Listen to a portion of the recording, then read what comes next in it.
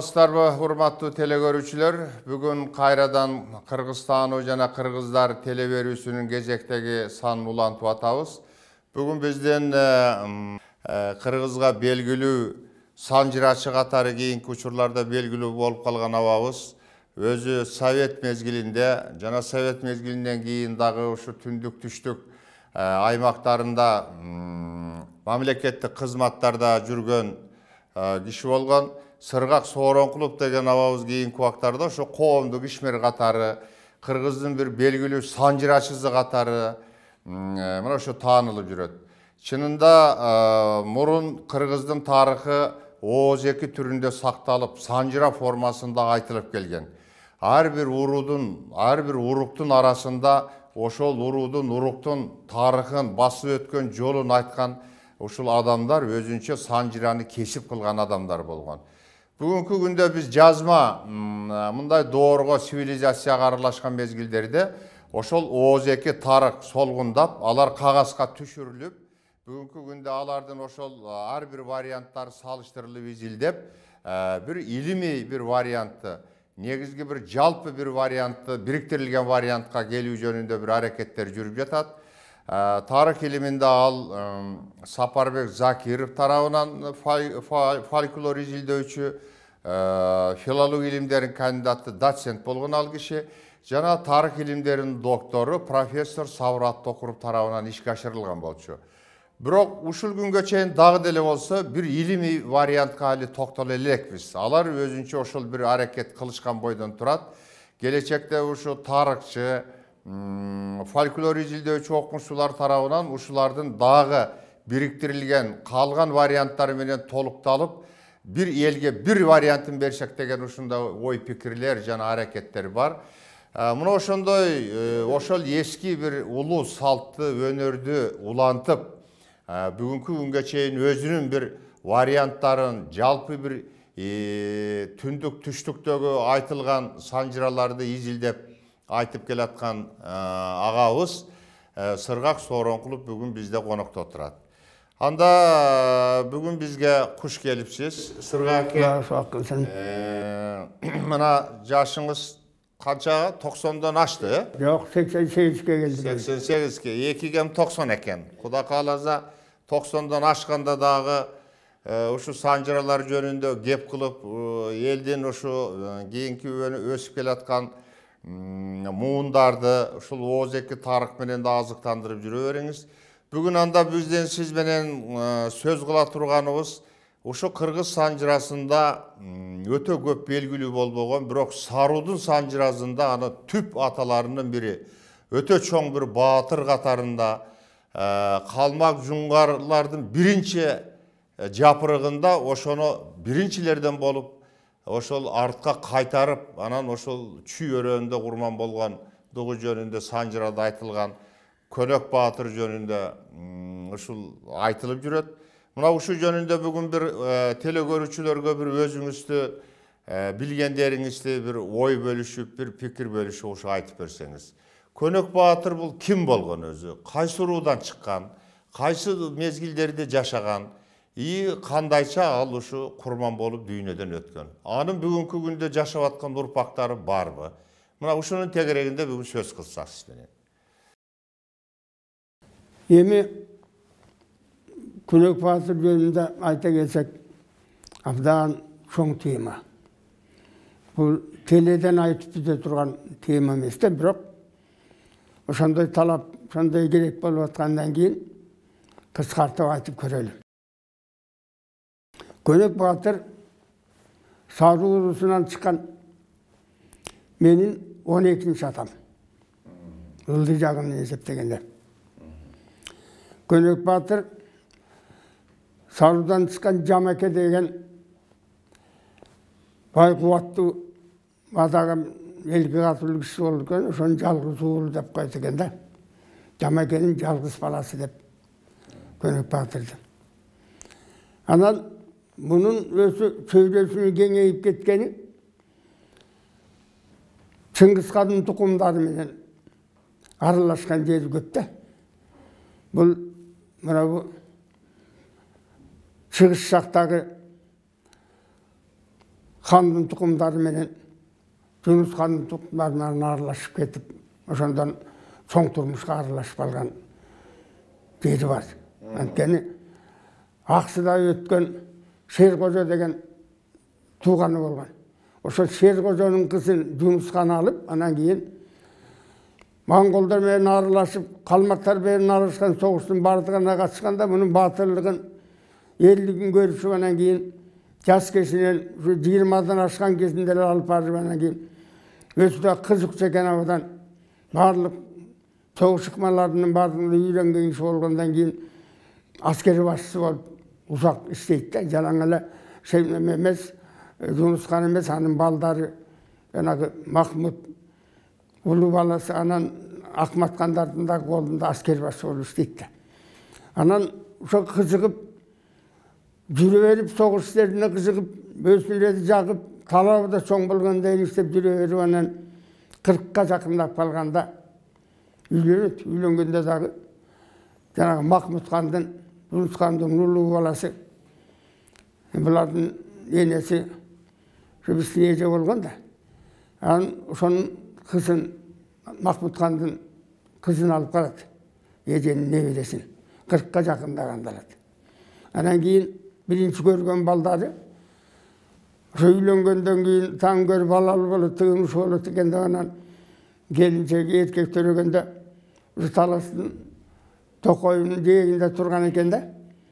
Анан ошондо төрөгөндө ат коюп берген аксакалга келип айтканда, аксакал анан отуруп, эмне эңсегенди билбейм, мен бала деле эңсеген эмесмин, 40-ка чыкканда көргөн балам дегенде, анан 40-ка чыксаң уругуң мынау тал теректей болуп көгөнсүн. Келечектүү бол, балам, көп бол. Биринчи балаңдын аты 40 уул болсун деп 40 уул болгон да. Анан агиштен көргөн балдары 40 уул, Тубай, Төңтөр, Тогунай, анан 3 уул, 3 кыз. 4 уул, 3 кыз болгон да.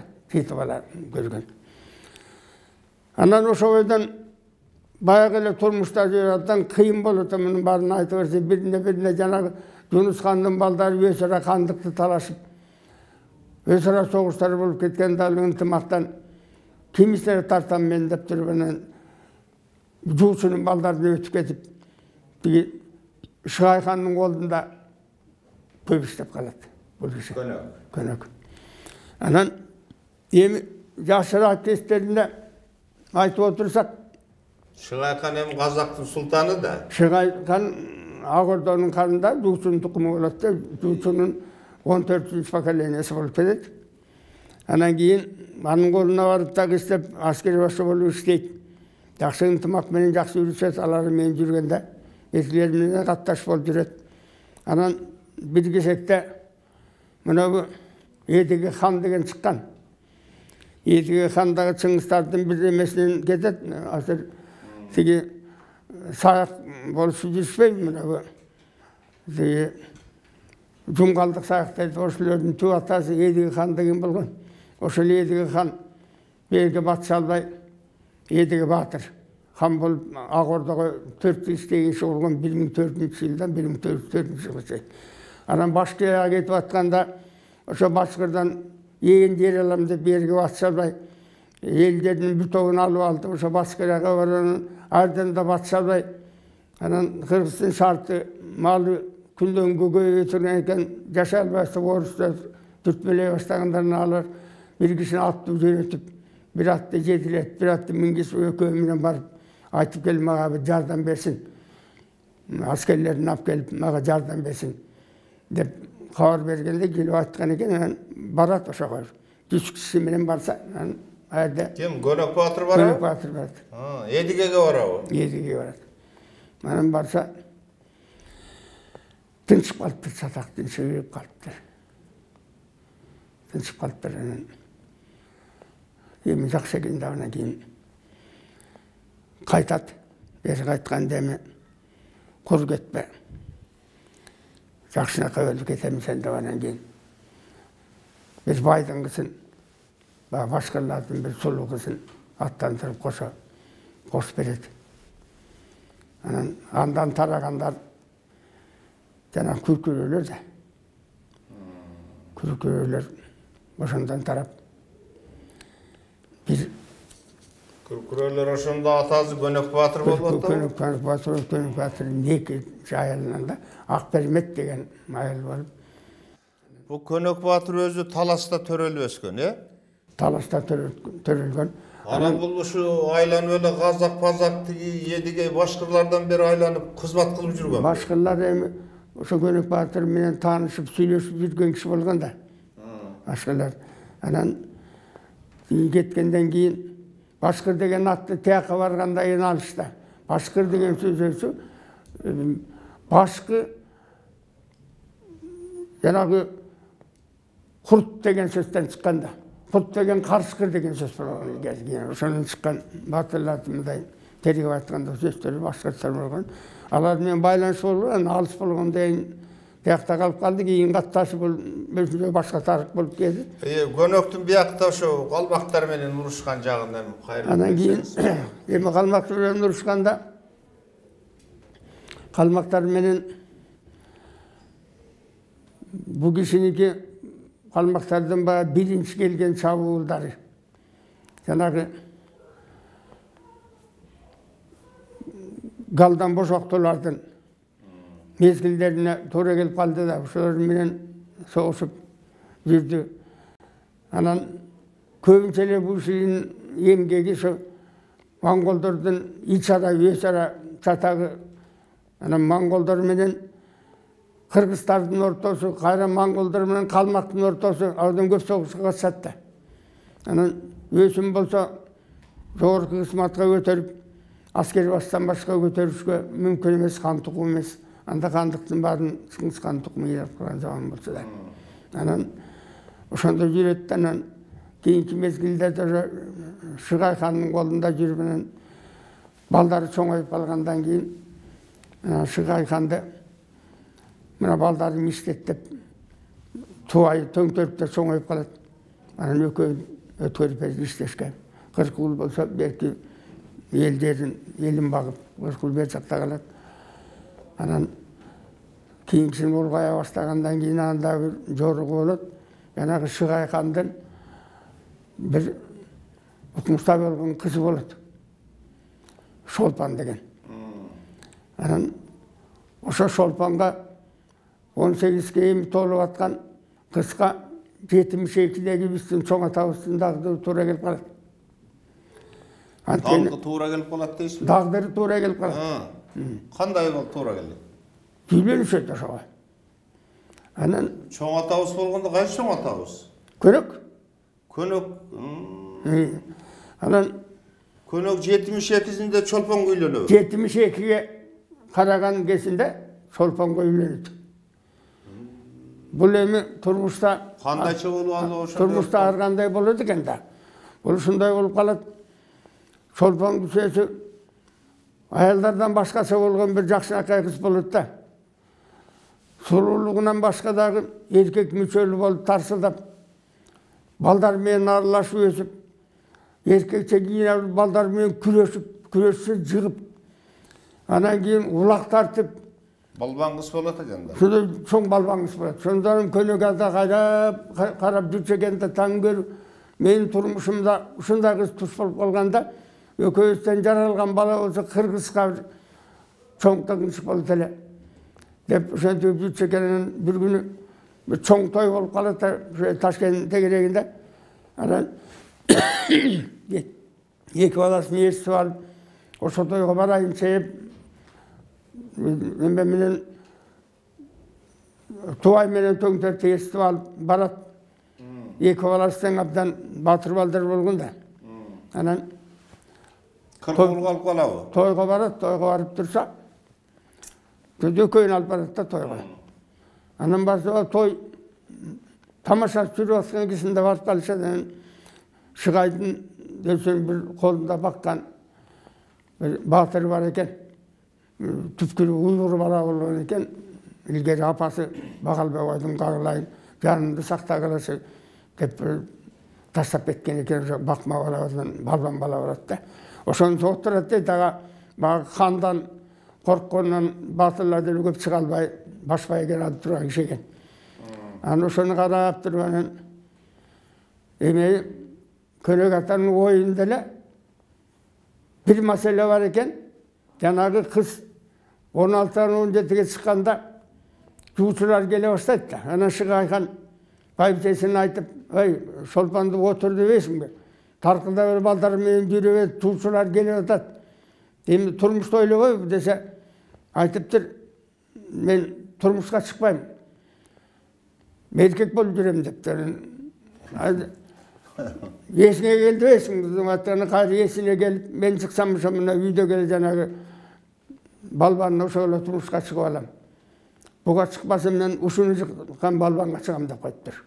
Anam bunu bağı arılaşıp жүрген, bağı kızmatın baldarını ötkörüp berse dagı kan menen arılaşıp жүрген kişi de. Şunun bağırın bileti içki sürün. Anam içine tuyulgan oşol, kanda böyle şu tuyulup, mana uşun ökönün ortasından bir bala olsa dep şunu eğseydi de, maksat koyup koydu. Anan keyin iki olasını yetişip barıp, balban çıkpay turgan eken, аңça туай айтыптыр, төңтөртү çıkpaysın, korkup barasın, çık deptir. Anан төңтөрт karap kalgan eken, аңça ele ösü belinde kurun saçıp beriptir. Könök Ata ösü. 78'e çıkan kişi. Atan gör, ahırkı betteş umuş olsun baldar. Bir betteş böreyinçi. Şul bala balban maktarı böyle jüret. Dep çeçip yeret de. Çeçip yergenden töңтөртү oyata. Biz sermende ol kalmaylı bu.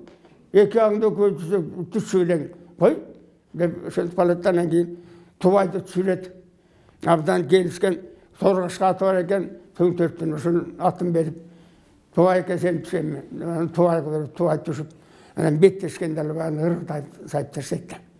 Irıqtay sayıptırsandan bak kız suyunup Tuvay ösabdan suluğu gelişken balban jigitегенден keyin Tuvay jıktı dep emi baramoşo degende olup kalptır da. Аңça gelsene söz başka. Kız suyunup Tuvayga tiyeteken de tiyeteken turuttan keyin bayağı töңтөрт baykap turgan eken da. Töңтөрт ne isteyip barıp atasının kuru seçkenin baykap turup. Anan ata baygeni emi özüңüz alыңыз, özüңüz aytkan baygeni. Tik jaşırın aytıp koygan bayga var da. Anan başka negizki bayga var, malkelleri var. Teyip turgan emesi var. Boldu alam dep koyup da. Anan keçke mal bari kavarlaşıp kalganda bayağı kız hukuk kalıptарын apasına jüret. Buların atası algan jatat. Meni Könök Ata alat eken dep. Arga sürüşkende. Anan bari atasını açsa şıgay. Apası atasını aytıp da şıgay. Emi Kırgızga ketpey, üzülsen kasak etse jakındarak bolup elem, alısırak ketireden. Kırgızga bara turgan boldundan keyin Könöktön aşkan Kırgız çok. Kargış emes beken. Kargış esti bolat. Para ver balam, nasibim uşatıp kattı. Şoydan sen turmuşka tigip balat. Anan turmuşka gelgenden keyin anan talaskap gelip çoğula bayağı Hüsayel men jaşı öyle turat. Anan angıça bu yerde suyda jegjatlar bolgan da. Çağının atası Kenjakan degen bolgan. Apası Kenjakan. Çağ bu Sultan'ın atası mı? Sultan'ın balası. Sultan'ın balası. Sultan'ın balası Kenjakan. Oşo Kenjakan degen hemen birinci ayalının kızı bolgan da. Anan oşol kattaşı olan bağırlayıp algan kişi. Anan oşondan türölgen ime de, çağ da. Anan çağa gelip kattap sen bir toy bolup. Anan tayata sizge emni versem jaraşat. 60 kişiyim ben ne kılayın demiştim yetkilip sorasa. Jeğenimen bağa bere turgan kolunda 1000 koyun var, sulfata turgan bir jayip ber. Talasta Aksağa karaganda bir ay geç çıgat eken kış. Jaska jetpey kıйналып katабыз. Ertere kele turgan bir jayip ber dep. Boldu, ata sizge berem dep. Tayataga bunu jaylı olsun beretti. Andan 1000 kişi menen 4 üylerini götürüp gelip. Könök jaylosu qayerda? Könök jaylosu Asır kızıl tuğ dep durbayбы? Ооба. Ошол кызыл туунун Үч үйдүн кызыл туу айылы, э? Кызыл туу айылынын үстүндө али кечейин Көнөк жайлоосу деп коет. Көнөк жайлоосу Көнөктүн булагы деп жаңаштырган экен.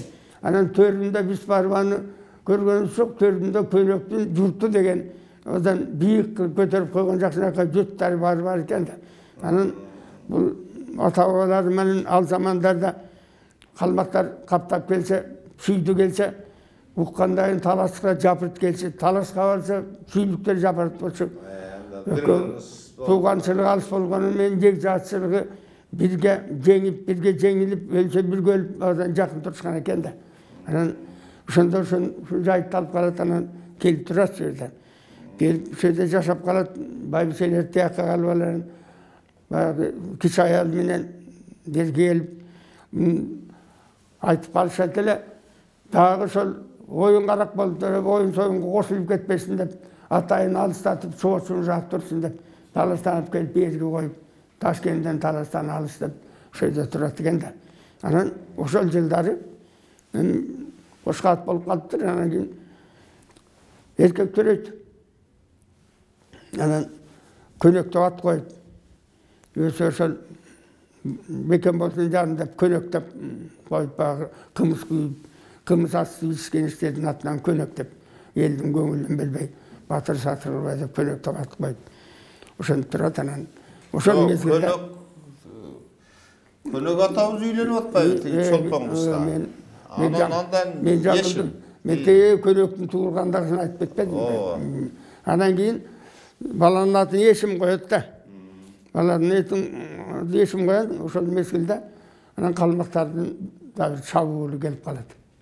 Калмактардын чабуулу келип, жалаң малдарды кырып алып кете турган чоң чабуул. Жунгарлар алгачкы бир чабуул. Алгачкы чабуул.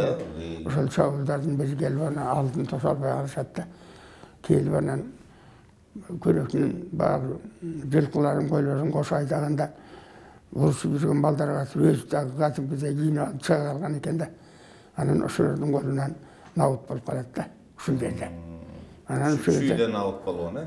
Сүйдөн набыт болгон Көнөк жайлоонун ошо оосунда киребесинде тектирге жайын коюп, анан кийин мындай эле бийге меселе кылып, бүстү ачык болгон эстелигин курушат күмбесин.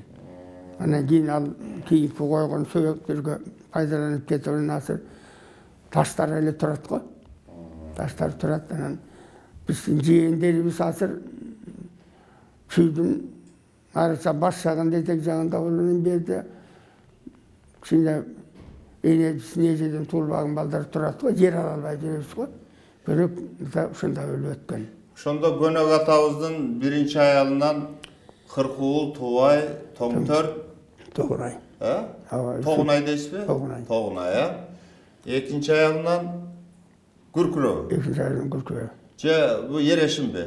Күркүрөө. Күркүрөө. Үчүнчү аялы Шыгай хандын кызынан 73-кө чыкканда көргөн баласы. Ерешим төрүлгөн, э? Ерешим өзүнчө тарык болуп кетти, Күркүрөөдө толуп атканда жакшы көбөйгөн эл болду. Азыр мына Кудай кааласа Аксы элинин жарымынан көбү Көнөк атанын балдары, арса Кыркуулдун балдары, анан Туубайдын балдары да бар. Анан кийин эми өтө көбөйгөн эл Кыркуул менен Туубайда. Анан Таласта болсо, Таласта дагы булар өзү 8 атадан турат, 4 атанын балдарынан Таласта да көп. Кыркуулдар тиякта көп. Анан Туубайдын балдары Таласта көп. Таласта жалпы саруу Талас элинин 74%-ин ээлейт. Баш жагында кушчулар бар, этегинде багыштар менен кытайлар бар, ортосунда ошо. Жакшы, рахмат Сырга акем. Биздин телевидениянын мүмкүнчүлүгү ошол бир аз чектелип экен. Бул жолу сиз менен ушу Көнөк атабыз жөнүндө кеп кылдык. Көнөк атабыз жөнүндө келечекте да бир азыр илим посттор тарабынан да бир изилдешип жүрүшөт.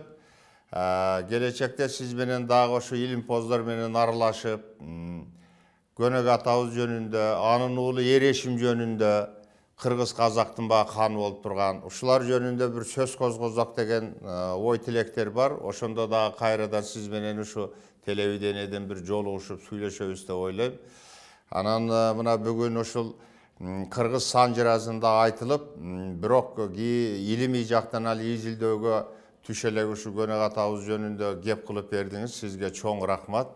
Себеби биз ошол азыраак эле кеп сөздөрдө жана санжырада каруусу буура көнөктү калмактар келип жайлады деген бир ошондой ырлар дагы калып калган экен, каруусу буура көнөктү калмактар келип жайлады. Бул өзү абдан балбан, ана сак, мыкты жоокер турбайбы? Ошол жанагы кийин өлгөнүндө айтылып жүрөт, калмактын кызын алып калмактарды сүргөн учурларда калмактар ошол бир жарашып, жанаша жашаш үчүн анын кызын берип, анан кыз аркылуу Көнөк Баатырдын сырын билишип, анан жатканда бар ошо басып калган деп. Эми мүмкүн бул дагы өзүңүз Көнөк Баатыр жөнүндө жазып, ошо санжырамды калтырганга аракет кылып ошо жазып атам деп атасыз. Ошол бир жазылып бүткөн учурларда балким сиз менен кайрадан дагы ошо жолугушуп көрүшөбүз деп. Калмактан кыз алган эмес, калпалы. Анда сиз өзүңүздүн бир вариант, ошондой бир дагы варианттар бар экен да. Махмут хандын кызы.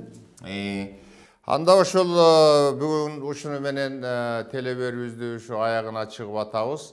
Дагы көрүшкөнчө урматтуу телекөрүүчүлөр, сак саламатта болуңуздар. Бүгүн бизден телевидениеде конокто белгилүү коомдук ишмер, кыргызга аттын кашказындай таанылган чоң санжырачы агабыз Сыргак Сооронкулов конокто болду. Саламатта болуңуздар.